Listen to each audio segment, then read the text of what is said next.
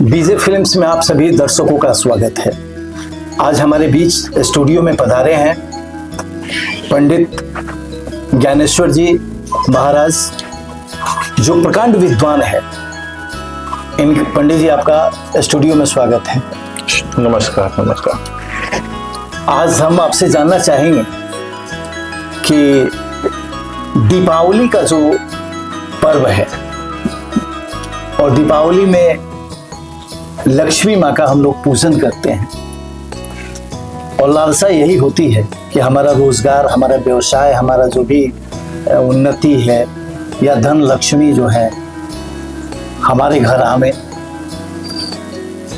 तो कैसे विधिवत पूजा किया जाए माँ लक्ष्मी का, जरा आप विस्तार से बताएं। कितने बजे का समय होना चाहिए और पूजा करने में माँ लक्ष्मी का किस किस वस्तु का उपयोग करना चाहिए, यही हम आपसे जानना चाहते हैं। आपके चैनल के माध्यम से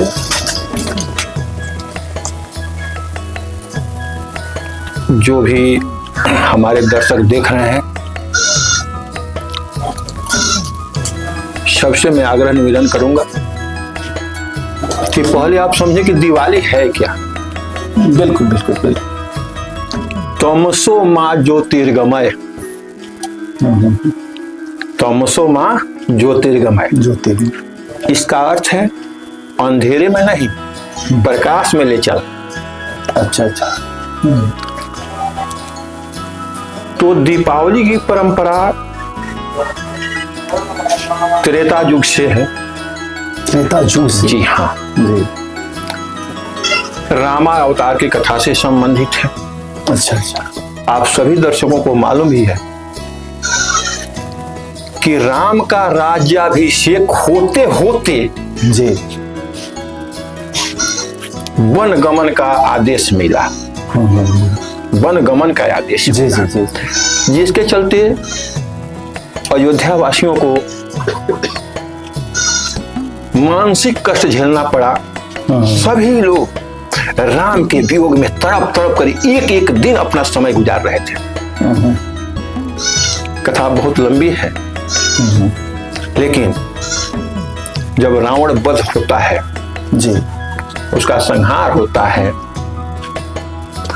और राम अपने भाई के साथ, सीता माता जगत जननी के साथ जी अयोध्या लौटते हैं। अयोध्या में जब उनका आगमन होता है, जी जी जी, तो उनके आगमन से पहले जब लोगों को पता चलता है कि हमारे श्री राम आ रहे हैं, जी जी जी, तो सबने अपने घर से लेकर के दरवाजे तक, जी, जो आज आप देखे होंगे कि माड़वा छवाता है शादी में, तरह तरह के रंगीन वस्त्र लगाए जाते हैं। तो राम के आगमन में अयोध्या वासियों ने जी पूरे नगर को साफ सफाई रखा।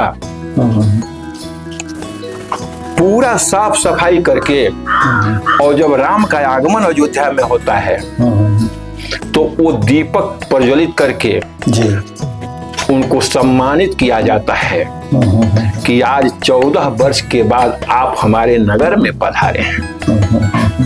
अभी पुरुषोत्तम भगवान, पुरुषोत्तम जी जी जी, राम तो लोगों के नाम के समझने के लिए कथा में बताया गया। जी जी जी जी, राम का ना आदि है और ना अंत है। बिल्कुल बिल्कुल। तब से दीपक प्रज्वलित करने का परंपरा हमारे यहाँ आया त्रेता युग से। जी जी, आज हम लोग कलयुग में हैं। जी जी। तो पंडित जी, हम ये जानना चाहते हैं कि लक्ष्मी माँ का जो पूजन होता है वो कितने बजे शुभ माना मुहूर्त उसका होगा? जी हाँ, जी जी हाँ जी। रात्रि के समय जी, आपको पता होना चाहिए कि लक्ष्मी का सवारी क्या है।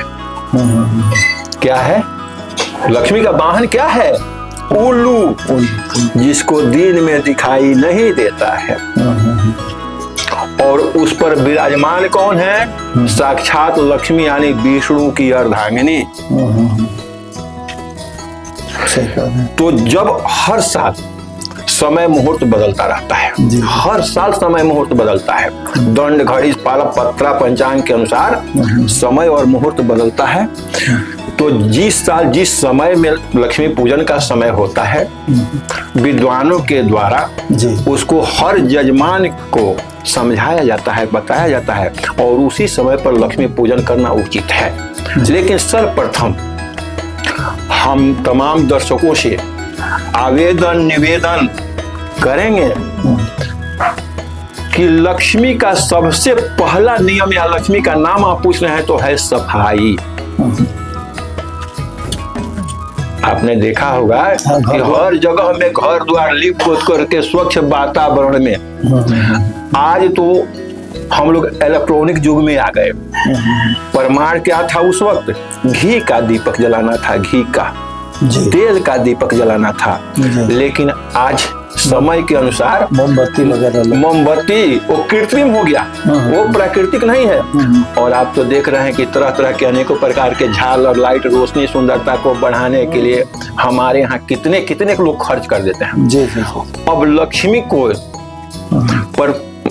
प्रतिस्थापित करने के लिए, माने पूजन करने के लिए गणेश का रहना अनिवार्य है। जी जी। तो गणेश है कौन?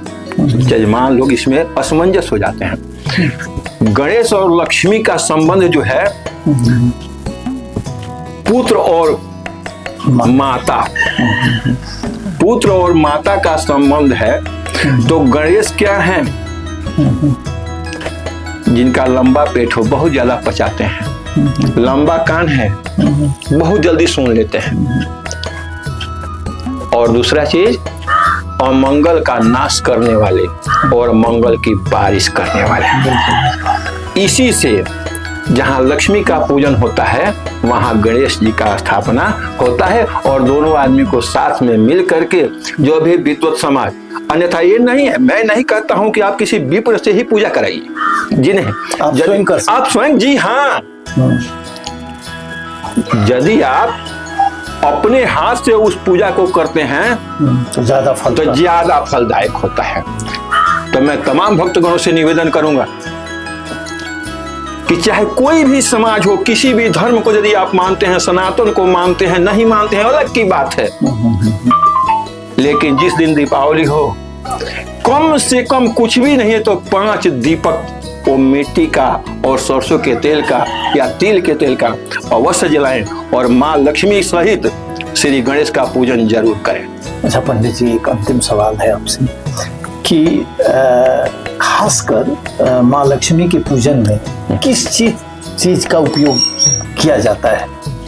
अनिवार्य है? अनिवार्य जी। किस देखिए, पूजन में पुष्प से लेकर के, नैवेद्य से लेकर के, जो शक्ति सामर्थ्य आपके पास है, वस्त्र से लेकर के, दक्षिणा से लेकर के, फल से लेकर के, काहे कि दुर्गा सप्तशती में बताया गया, दुर्गा सप्तशती में या देवी सर्वभूतेषु लक्ष्मी रूपेण संस्थिता नमस्तस्यै नमस्तस्यै नमस्तस्यै नमो नमः।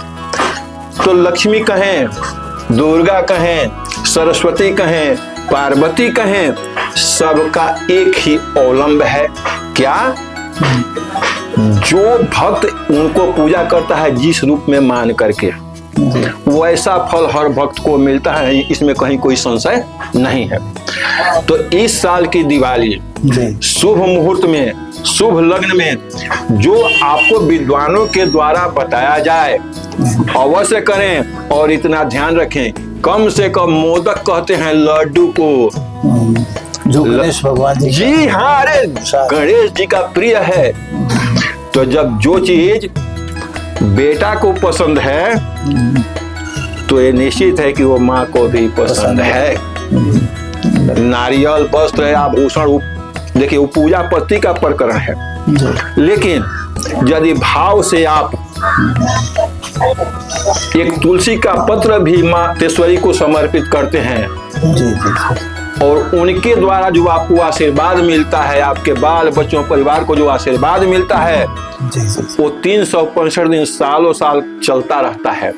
इसीलिए इस दीपोत्सव में थोड़ा भी हिचकिचाना नहीं है, और शक्ति सामर्थ्य के अनुसार प्रसाद का भोग लगा करके अपने पाना है और आपके इष्ट मित्रों को भी पवाना है या खिलाना है। चलिए पंडित जी, आप हमारे स्टूडियो में आए और आपने बहुत अच्छी तरह पूजा की विधिवत चर्चा की।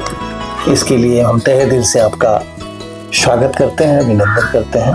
बहुत बहुत धन्यवाद। धन्यवाद।